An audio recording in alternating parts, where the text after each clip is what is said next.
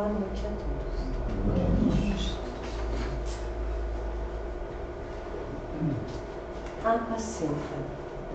Apacenta as minhas ovelhas, disse Jesus.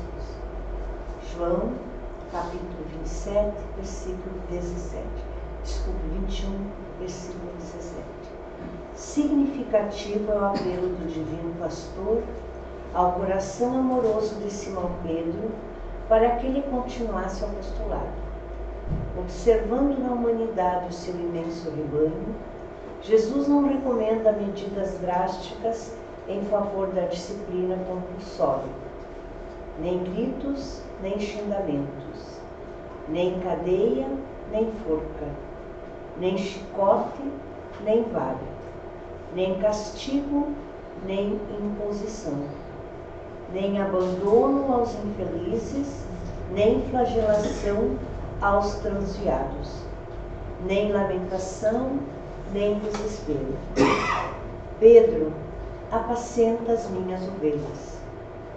Isso equivale a dizer: irmão, sustenta os companheiros mais necessitados que tu mesmo. Não te desanimes perante a rebeldia, nem condenes o erro, do qual a lição benéfica surgirá depois.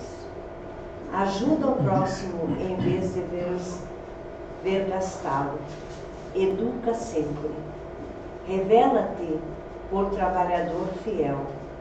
Sê exigente para contigo mesmo e ampara os corações enfermiços e frágeis que te acompanham os passos.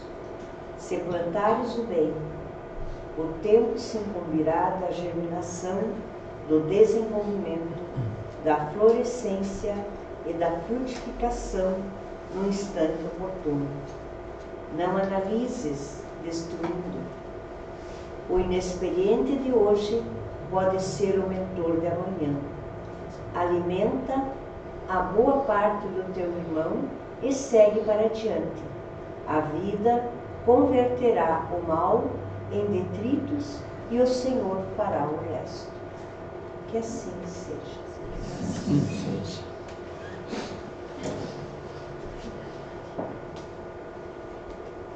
Boa noite a todos, queridos irmãos.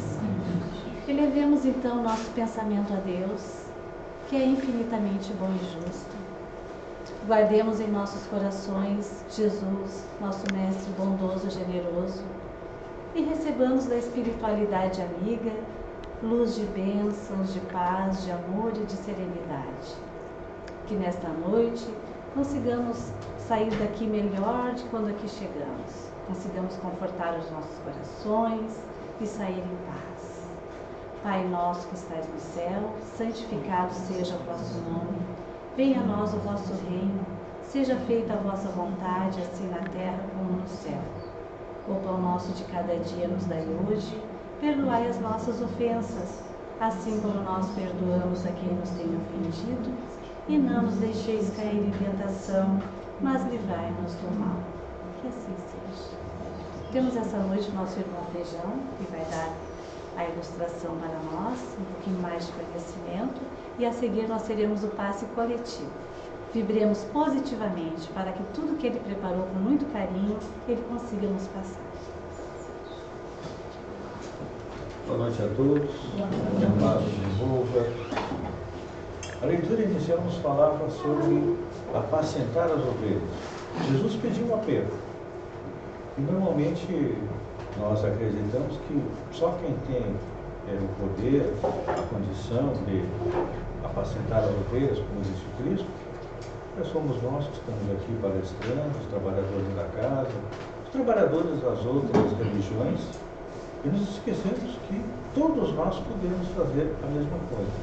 Tanto que há uma passagem no Evangelho que fala dos trabalhadores da última hora. Todo mundo pensa que os trabalhadores da última hora são os espíritas.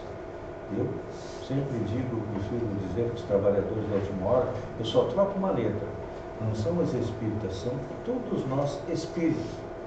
Estamos aqui no planeta encarnados num momento extremamente importante. Por quê? Estamos para ser promovidos de mundo de provas e expiação para mundo de regeneração. E cada um de nós está aqui, essa é a encarnação mais importante de todas as que nós tivemos. Porque quando o mundo foi promovido de planeta de transição para mundo primitivo, nós não éramos ainda nem um princípio espiritual, acredito. Quando foi promovido de planeta primitivo para mundo de regeneração, nós estávamos engatinhando. Não tínhamos condição de compreender nada do Evangelho de Cristo. Então agora, todos nós já estamos aqui em busca de quê? De conhecimento, de esclarecimento. Então, todos nós podemos fazer isso. Se nós olharmos à nossa volta, sempre tem alguém que está com mais dificuldade que nós. Sempre tem. Então, cada um de nós tem este poder, esta possibilidade de ser um dos trabalhadores do Cristo. O assunto desta noite, a ideia de trazer a visão espírita sobre esses dois problemas, surgiu no início do mês de maio, quando aconteceram 3 suicídios entre Sombrio e Balneário Gaivota numa semana. Nós temos um grupo de pessoal que trabalha em comunicação, um grupo do WhatsApp, e nós começamos a analisar o assunto e decidimos o que cada um poderia fazer dentro da sua área de atuação. Eu tenho comentado sobre o assunto da minha área de atuação, que é comunicação, e também hoje eu compartilho com vocês aquilo que a doutrina espírita nos traz a respeito deste problema, que sempre foi, vamos dizer assim, uma notícia marginal. Eu trabalho com notícia. Normalmente era um assunto que não era abordado pela imprensa, era deixado meio de lado. Então agora, assim como aconteceu isto em Sombrio e Balneário Gaivota, aconteceram aqueles 3, e naquela mesma semana, a Organização Mundial de Saúde, no dia 15 de maio, divulga um relatório a respeito de mortes de jovens. E olha só, a importância do assunto. Nas meninas, nas faixas etárias entre 10 e 14 anos e 15 e 19 anos, as doenças relacionadas à gravidez foram as responsáveis por 36.600 mortes por ano no Brasil. É a maior incidência de mortes nas meninas. E depois, em segundo lugar, nós temos suicídio e mortes acidentais por autoingestão, que ficou em segundo lugar. Então a gente percebe. A gente sempre pensa que o suicídio estava atingindo principalmente acima da faixa da juventude, mas então agora nós estamos vendo que está atingindo também os nossos jovens. Depois, em terceiro lugar, vem doenças diarreicas, com 32 mil, complicações do parto, que é uma consequência da gravidez, 28 mil, e acidentes automobilísticos. Isso entre meninos. Passando para os meninos, a principal incidência nos meninos, entre 10 e 19 anos, o que são? Acidentes de carro. Geralmente a gente sabe que isso é o que mais mata os nossos jovens. Depois, em segundo lugar, violência interpessoal, entre eles, afogamento, e o suicídio está lá em quarto lugar, com um número um pouco menor do que, ou um pouco maior do que das meninas. 34.600. Então, nós vemos que isto é algo que atinge violentamente os nossos jovens. E até porque, vale a pena a gente lembrar mais uma coisa, só para nós termos uma base. Naquela semana, nós tivemos 3 suicídios entre Sombrio e Balneário Gaivota. Agora, passado um mês e pouco, Gaivota manteve os 2, e em Sombrio nós já tivemos mais 2 suicídios. Então, realmente, isso é uma epidemia que está acontecendo em todo o planeta. Tanto que, no Brasil, morrem 24 pessoas por dia. Só para você ver, na nossa região doméstica aqui, segundo dados do IME,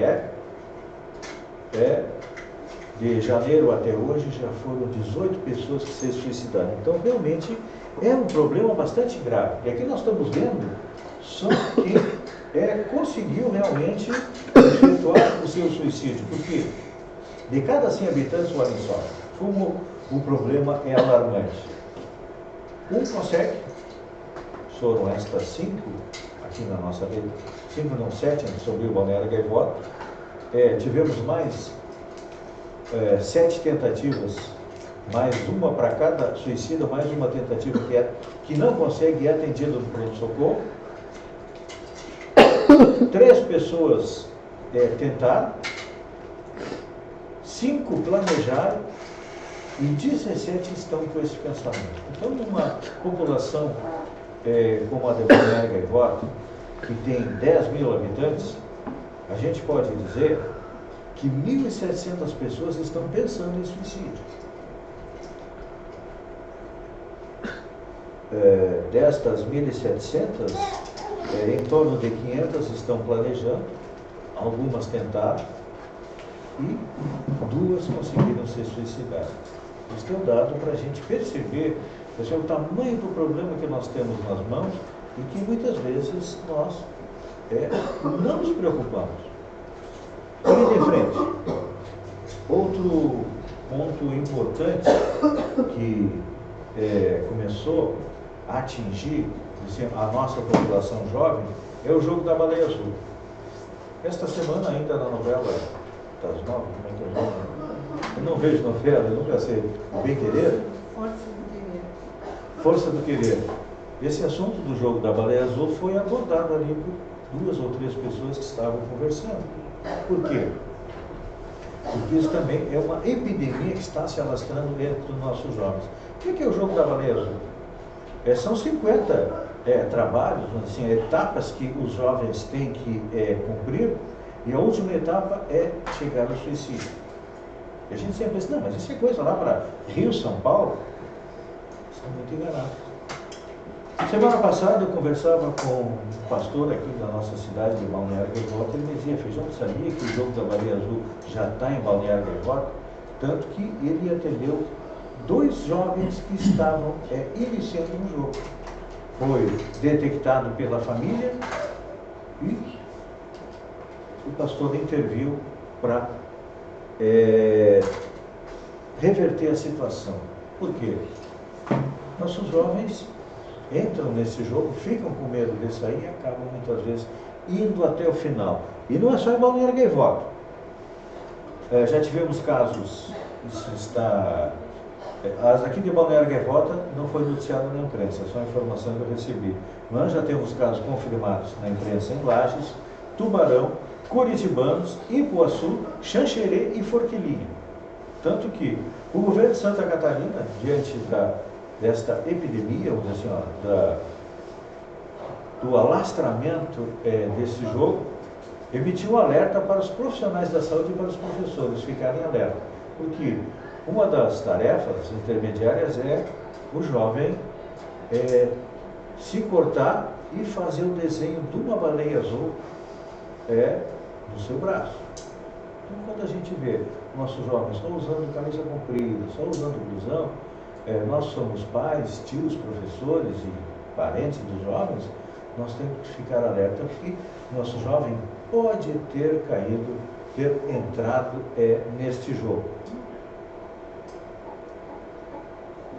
Tanto que assim, o que o governo de Santa Catarina orientou para as escolas?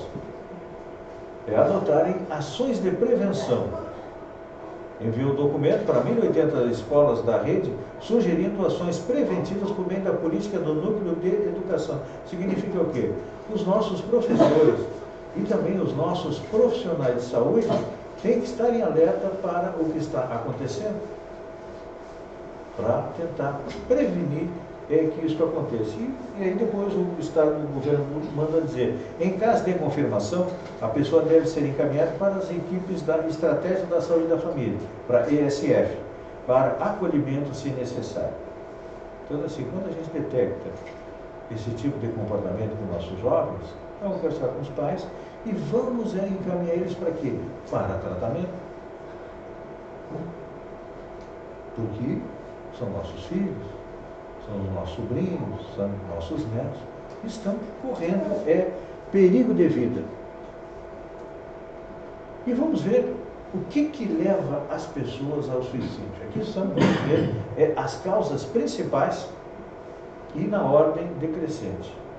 Todos nós sabemos que a depressão é o primeiro estágio para se ter ideias suicidas. É uma coisa interessante. Estive conversando com o pessoal da Secretaria de Saúde, tanto de Sombrio como de Balneário Gaivota, e está havendo uma procura muito grande aos postos de saúde de pessoas com depressão. E a gente sabe que um dos motivos que nos leva à depressão é a situação atual do nosso país. Todos nós estamos passando por dificuldade, ninguém está com seu emprego garantido, a crise está aí. Então, muitas pessoas vendo esta dificuldade, e até desempregados, entram num estado de melancolia, vão para a depressão e muitas vezes não vendo uma saída, ou não percebendo assim, uma saída para a sua situação, acaba acreditando que o retorno à pátria espiritual é a solução para os seus problemas. Então, primeiro caso, o que mais influi a depressão, o primeiro estágio da depressão, e com certeza, acredito que alguns dos que estão aqui já tiveram passado pelo estágio da depressão. E quando a gente está deprimido, dificilmente a gente consegue sair sozinho da depressão. Precisamos de ajuda da família e precisamos de ajuda também de equipe médica, remédios e tudo mais, para poder voltar ao nosso estado normal. Outro motivo que leva à depressão, transtorno de personalidade. Pessoas que são antissociais, pessoas que estão ali, como eles dizem, borderline, pessoas que são bipolar. Uma hora está bem alegre, outra hora está bem feliz, que tem um impulso de agressividade, apesar que a gente percebe que hoje em dia, não só os nossos jovens, está todo mundo ficando agressivo. Sombrio, que é uma cidade calma, tranquila. No trânsito de Sombrio, quando alguém deixa o carro apagar ou para um pouquinho para pensar o que vai fazer, o povo de trás já carga na buzina. Aqui na Gaivota já está acontecendo isso. E basta a gente analisar em fila de banco, no supermercado, a gente percebe que grande parte da nossa população não tem mais paciência, não é uma questão de não ter paciência, que não adquiriu a paciência. E aí acaba descontando em quem está na sua frente. É o caixa do banco, é o caixa do supermercado, é a pessoa que está no carro da frente. Com certeza cada um dos que está aqui já viu aí várias situações deste caso, porque todos nós, inclusive eu, muitas vezes estamos ficando também sem paciência. Outro fator que leva ao alcoolismo ou uso de drogas. O alcoolismo também causa inúmeras mortes e causa uma perda extremamente grande. Não só o alcoolismo, mas também o vício do cigarro. Os vícios normalmente, mas o alcoolismo, ele é o mais forte. Faz com que a pessoa perca a vontade de viver, quer passar o dia inteiro usando álcool, e aí quando a gente vê, está deprimido e acaba indo para a depressão. Transtornos mental orgânico, quando nós temos um problema de saúde, precisamos também ir em busca da recuperação da nossa saúde. E outro fator extremamente importante, que muitas vezes a ciência não leva em conta, que é a influência espiritual. Esta significa o quê? Todos nós sabemos que hoje no planeta tem em torno de 7 bilhões e meio, 8 bilhões de pessoas encarnadas. Mas existem 4 vezes isso de espíritos à nossa volta. Significa que cada um de nós anda sempre no mínimo, com mais 3 companheiros, no mínimo, junto de nós. E aí, de acordo com o que nós pensamos, de acordo com as nossas ideias, nós estamos o quê? Atraindo esse tipo de influência para nós. Sem contar que, hoje, esta não é a nossa primeira encarnação. E com certeza também não será a última. Se a gente analisar dentro da escala espírita que Kardec nos colocou, lá no topo tem espírito puro, que é Jesus. Tem os bons espíritos e tem os maus espíritos, os espíritos imperfeitos. Nós estamos aqui embaixo, Na segunda, Kardec divide em 10, nós estamos aqui na segunda fileira ainda. Tem muito para a gente andar. Então o que acontece? Não é a nossa primeira encarnação. Ainda não somos bons espíritos. Com certeza, muito erramos, prejudicamos muitas pessoas nas nossas encarnações anteriores, e aí, o que acontece? Esses nossos companheiros espirituais, esses espíritos com quem nós não tivemos um bom relacionamento nas encarnações anteriores, se eles não estão na Terra encarnados, é claro que eles estão na espiritualidade e fazem o quê? Vêm nos acompanhar. Ah, fulano, tu me matou há 20 encarnações atrás, eu vim te cobrar conta. Então, começa este diálogo e muitas vezes eles acabam nos influenciando para quê? Para que a gente retorne à parte espiritual. Outro fator também, dentro da influência espiritual, espíritos que cometeram suicídio nas encarnações anteriores, normalmente eles voltam com esta tendência. Tem um caso interessante, é do livro Semeando e Colhendo, do espírito Atanagildo. Ele conta a história de um espírito que se suicidou tantas vezes que na última encarnação ele veio sem os braços e sem as pernas para não ter mais possibilidade de suicidar. Como ele morava na beira do precipício, ele se arrastou até o precipício para se suicidar novamente. Mas assim, são tendências que a gente traz. Todos nós temos uma certa tendência à depressão, a esse tipo de pensamento. Vamos procurar mudar o nosso padrão mental para quê? Para não acabar fazendo o mesmo que fizemos nas encarnações anteriores. Vamos ver o que a doutrina espírita nos fala a respeito disso. No Livro dos Espíritos, pergunta 943, Kardec questiona: de onde nasce o desgosto da vida, que, sem motivo plausível, se apodera de certos indivíduos? Olhem só que pergunta interessante. Essa pergunta foi feita há 160 anos atrás. De onde nasce o desgosto da vida, que, sem motivo plausível, se apodera de certas pessoas? E Kardec, e os Espíritos respondem a Kardec: efeito da ociosidade, falta de fé e também da saciedade. Para aquele que usa de suas faculdades com fim útil, de acordo com suas aptidões naturais, o trabalho nada tende árido e a vida se escoa mais rapidamente. Ele lhe suporta as vicissitudes com tanto mais paciência e resignação, quanto obra com o fito da felicidade mais sólida e mais durável que espera. Trocando em miúdos, da onde nasce o nosso desgosto da vida? Primeiro, efeito da ociosidade. Todos nós gostaríamos de ter uma vida sem precisar trabalhar. Este é o sonho da maioria das pessoas, não é assim? Ganhar na loteria e ficar só na praia, tomando sol, tomando uma geladinha, etc. e tal. Este é o sonho da maioria das pessoas. Mas nós nos esquecemos que uma das 10 leis morais que Kardec nos traz lá na terceira parte do Livro dos Espíritos é a lei do trabalho. É uma lei do universo. Porque é a partir do trabalho que a gente evolui. Aumenta as nossas capacidades, aumenta a nossa inteligência e aumenta também a nossa evolução. Apesar de que todos nós ainda temos bastante forte na nossa mente aquela visão que tem lá no Gênesis, que o homem foi expulso do paraíso e foi obrigado a trabalhar. A gente acha que o trabalho é um castigo.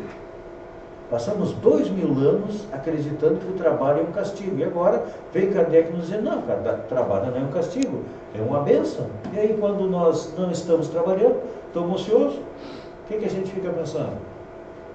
Bobagem. Basicamente é isso. Falta de fé. Com certeza todos que estão aqui acreditam em Deus. E, com o conhecimento que a doutrina nos dá, nós sabemos que a felicidade está à nossa espera lá na frente. Então, assim, a dificuldade que nós estamos passando agora, o que é uma encarnação? O que são 100 anos na eternidade que nós estamos vivendo? Nós fomos criados isso aí alguns milhões de anos atrás, como princípio espiritual, e viemos estagiando. Mineral, vegetal, animal, e agora chegamos no reino nominal. Como homem, nós estamos aí, não sei se passamos numa 100 e poucas encarnações, porque a nossa civilização tem em torno de 20 e 30 mil anos. É quando nós chegamos no reino nominal. Então, não custa passar mais 1 ano, 2 anos, 10 anos aqui, aguentando as dificuldades e tendo fé. Porque o que nos aguarda no futuro? A respeito desta falta de fé, tem também um caso interessante. No livro Eustáquio, 20 séculos de uma trajetória. Esse livro ele nos conta a trajetória de um espírito chamado Eustáquio, que foi general do imperador Carlos Magno, lá atrás, e conta as encarnações dele até agora, no início do século XX, quando ele foi um médico na Segunda Guerra Mundial, e termina, vamos dizer assim, ó, esta parte da trajetória dele. Em uma das suas encarnações, ele era um nobre, rico, poderoso, ficou pobre, ficou com vergonha da pobreza, achou que não ia poder sobreviver e ser suicida.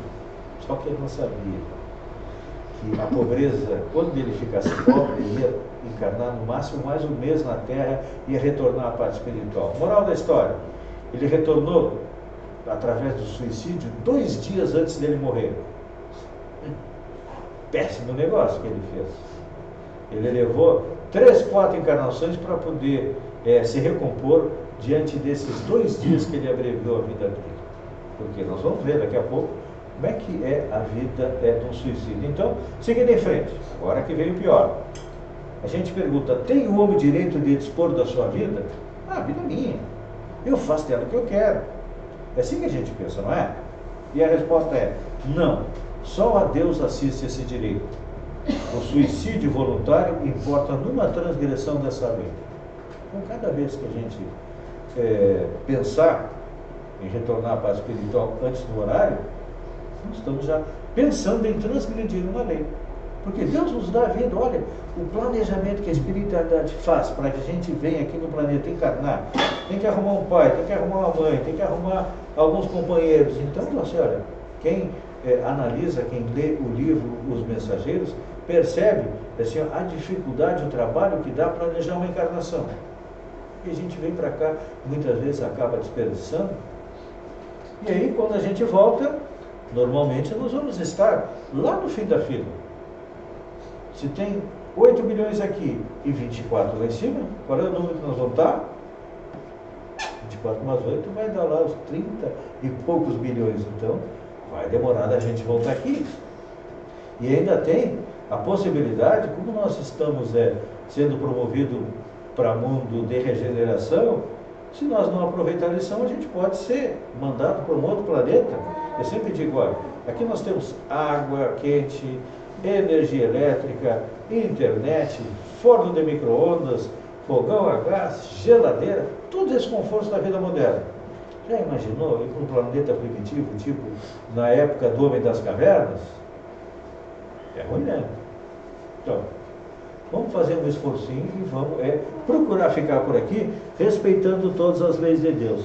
E se vocês quiserem conhecer um pouco mais a respeito de como é que é a vida lá na espiritualidade daqueles que se suicidaram, primeiro, vamos a Kardec. No 5º livro da codificação, não, 4, Céu e Inferno, lá tem relatos de espíritos que desencarnaram nas mais variadas situações, desde bons espíritos até sofredores e suicidas. Então lá tem depoimento de suicidas. Tem também depois Memórias de um Suicida, na Revista Espírita do Allan Kardec, no livro Missionários da Luz, no próprio Nosso Lar, até o espírito André Luiz, que ficou 10 anos no umbral, era encarado como um suicida involuntário. Por quê? Ele não cuidou do corpo. Ah, Feijão, mas se eu não cuidar do meu corpo, eu sou considerado suicida? Poucos espíritos chegam na espiritualidade na situação de uma encarnação completa. Então, tudo aquilo que nós fizemos, eu, por exemplo, fumei durante mais de 30 anos. Eu encurtei a minha vida no mínimo nos 5 anos. O que vai acontecer comigo? Eu vou chegar lá e dizer, Feijãozinho, teu caso é difícil. Se tu ia ficar 50 anos no umbral, por tudo que tu deixou de fazer de bom, tu vai passar mais uns 20. Então, normalmente, é mais ou menos esta a equação. Vamos ter dificuldades. Temos mais outros ali, Comunidade Educacional das Trevas, A Marca da Besta, Adolescência e Vida. É um livro extremamente interessante do espírito jornadeiro com Divaldo, para a gente poder compreender o que passa na cabeça dos nossos jovens. Ali, o Espírito Joana de Ângeles nos esclarece, a partir do prisma da espiritualidade, como é que é a mentalidade, a psique dos nossos jovens. Tem também o Curtir, Compartilhar e Deletar, do Ricardo Manfredini, que também traz depoimentos de jovens que retornaram através do suicídio, agora há pouco tempo, na pátria espiritual. As consequências. Kardec nos coloca lá no Céu e Inferno. Muito diversas são as consequências do suicídio. Não há penas determinadas e, em todos os casos, corresponde sempre à causa que produziram. Há, porém, uma consequência que o suicida não pode escapar, é o desapontamento. Por que desapontamento? Porque a maioria das vezes, ou 99% das pessoas que cometem suicídio, acreditam que morri, terminou. E não é assim. Todos nós sabemos que nós perdemos esse corpício aqui lindo, bonito, elegante, e o nosso espírito continua vivo. E o pior, tem uma história interessante a respeito além do desapontamento.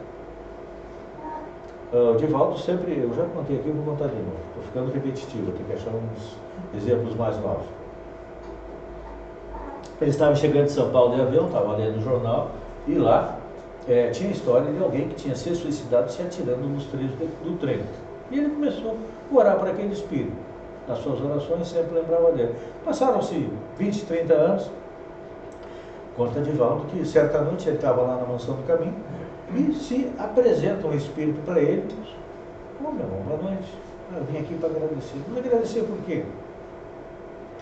Agradecer pelas tuas orações, porque durante muito tempo, era o único momento de tranquilidade que eu tinha quando recebia a oração, porque eu passei anos e anos vendo os trilhos do trem passando por cima do meu corpo. Vocês veem a consequência que é para os espíritos desse ato. Então, e Kardec continua: alguns espiam a falta imediatamente, outros em nova existência, e será pior do que aquela cujo curso interrompeu. Então, se hoje está ruim, se eu retornar à parte espiritual pelo suicídio, a próxima encarnação vai ser pior ainda. Porque Kardec nos coloca lá no Céu e Inferno, no Código Penal da Vida Futura, que tem 3 itens. Quando a gente comete, isso aqui é para todo mundo, ninguém escapa. Primeiro, cometi um erro. Primeiro passo, eu tenho que me arrepender. Segundo passo, expiar. E o terceiro, reparar. Então, assim, errei. Se eu me arrepender nesta encarnação, eu já posso começar a fazer a recuperação nesta aqui. Expiação, o que é? Normalmente a expiação, ela tem o poder de nos educar. Eu vou sofrer aquilo que eu fiz os outros sofrerem. Digamos que eu sou... Essa semana eu estava lendo um depoimento interessante. Hoje em dia, a corrupção está grande no nosso país, e tem o depoimento de um político que chegou na espiritualidade, e ele disse que chegou na espiritualidade e ele não tinha mais mãos, porque ele usava as mãos para se apropriar dos bens do povo. Então, assim, cada um recebe assim, a expiação de acordo com o que fez. E finalmente nós temos a reparação. A reparação por quê? Normalmente, quando alguém se suicida, causa uma dor, um sofrimento extremamente grande para a família. E ele tem que, numas outras encarnações também, reparar tudo aquilo que ele fez. Mas como não há nada que seja irrecuperável, a Dora Encontre, que é uma pedagoga espírita, ela nos traz uma visão diferente do suicídio. Ela tem um artigo chamado Visão Espírita Revisada. Diz ela: não poderia deixar de mencionar a educação como o mais eficaz meio de prevenção ao suicídio. Mas que educação, pergunta ela? Não é certamente esta que é dada nas escolas, que nem a função do instruir bem feita faz. A gente sabe que hoje em dia, infelizmente, esta avaliação da Dora Encontre das nossas escolas, em função não é só culpa dos professores, é culpa do contexto, é culpa da própria sociedade, é culpa nossa também, ela não está indo bem.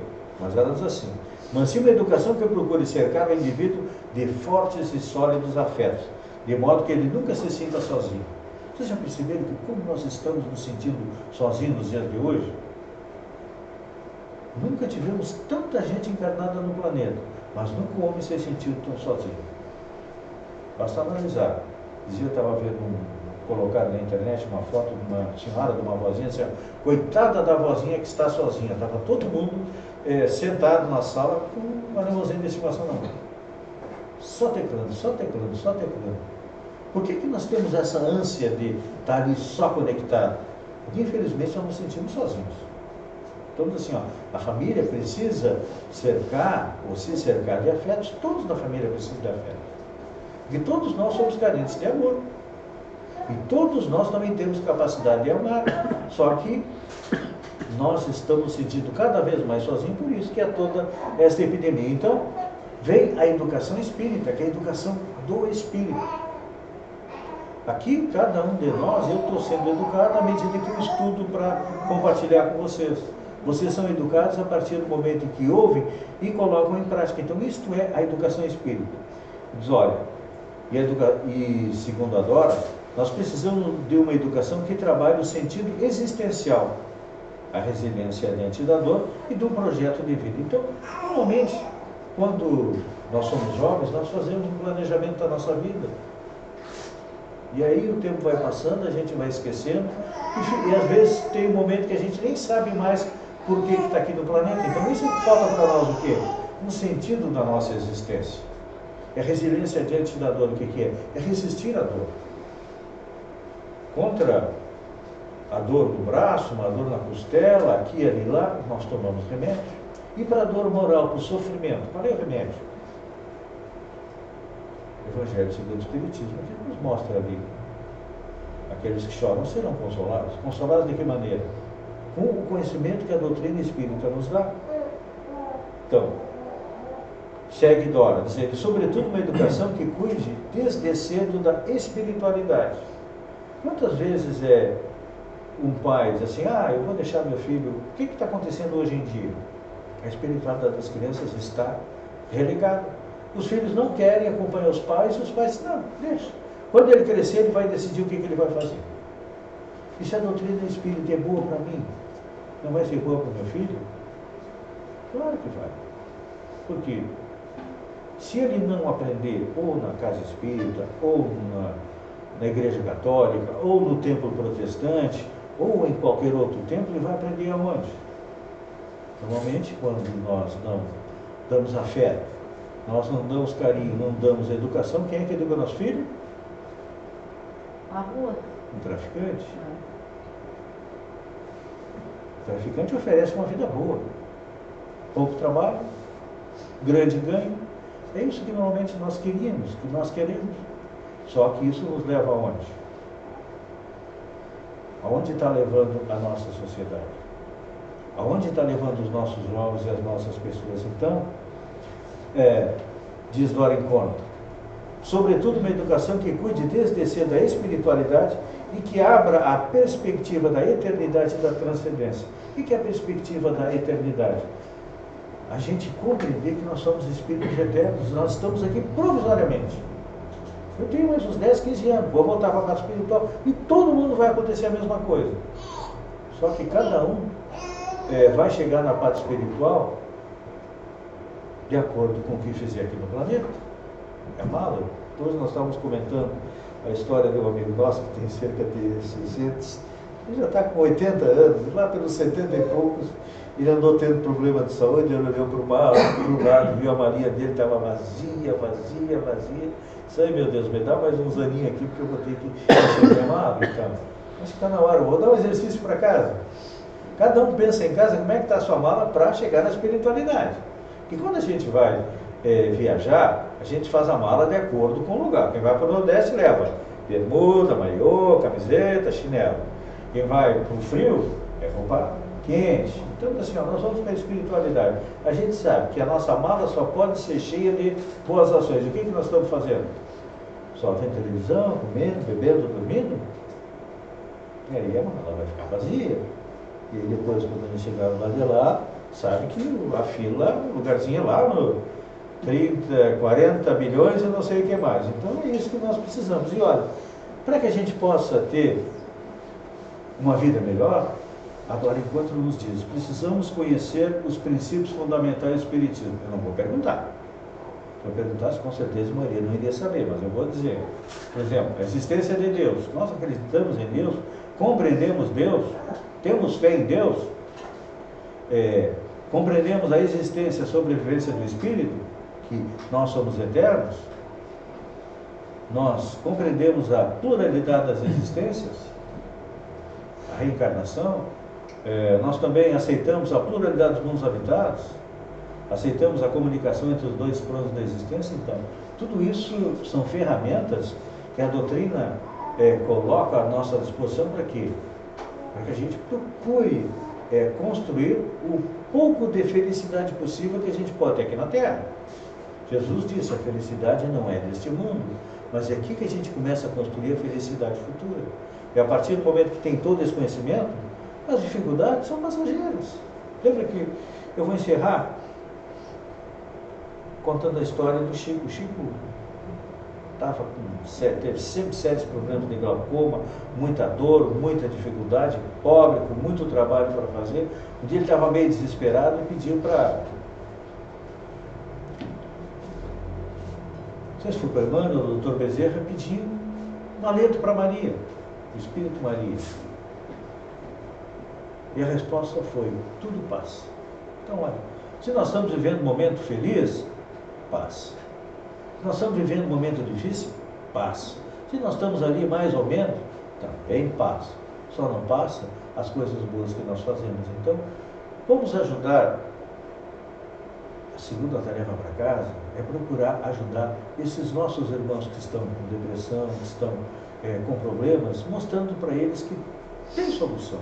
Que a solução não é a morte, não é o suicídio, mas colocar a cruz no ombro e caminhar. Que a paz envolva a todos. Já posso fazer uma colocação? A questão assim, a respeito, quando fala da questão da escola, a gente percebe muita coisa assim, e muitas vezes encaminhamos aos órgãos que deveriam ser competentes e a gente não tem o respaldo, tá? A gente não tem atendimento. Nós temos, hoje, eu digo assim, hoje pela manhã, nós ficamos mais de 1 hora, porque era conselho de classe, nós ficamos mais de 1 hora conversando a respeito de um aluno só, tentando achar uma solução para o caso, só que sempre esbarrando na burocracia dos órgãos, inclusive Ministério Público, tá? Inclusive Ministério Público. Não é só os órgãos da Prefeitura, que no caso seria a Prefeitura que deveria atender, né? Mas o próprio Ministério Público. Essa é a minha sugestão. O importante é cada um de nós fazer a nossa parte e procurar fazer com que as coisas fluam. Por isso nós estamos no mundo de provas e expiação.